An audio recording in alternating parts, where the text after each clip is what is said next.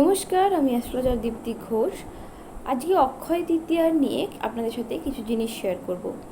অক্ষয় তৃতীয়া হচ্ছে এমন একটা দিন, যেই দিন কিন্তু আপনি যাই করবেন সেটা অক্ষয় হয়ে থাকবে।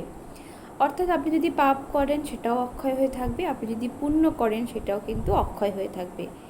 এই অক্ষয় তৃতীয়ার দিন আপনারা কি করবেন যাতে আপনাদের লাইফের যে প্রবলেম বা আপনাদের লাইফে যে গ্রহগত দোষ সেগুলো আস্তে আস্তে দূর হবে। এই প্রত্যেকটি কিন্তু কার্মিক অ্যালাইনমেন্ট বলা হয়, অর্থাৎ কর্মের মাধ্যমে আমরা আমাদের দোষগুলোকে কাটাতে পারি।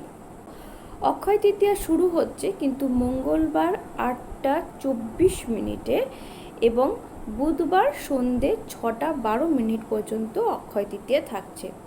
এই সময়ের মধ্যে আপনাদেরকে পার্টিকুলার কিছু দান করতে হবে।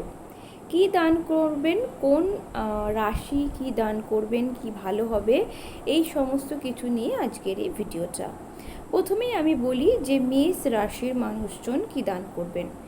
মেষ রাশির মানুষজন অবশ্যই আপনারা কিন্তু দান করবেন লাল রঙের জিনিসপত্র, অর্থাৎ লাল রঙের ডাল হতে পারে, লাল রঙের বস্ত্র হতে পারে, লাল রঙের যে কোনো জিনিস হতে পারে।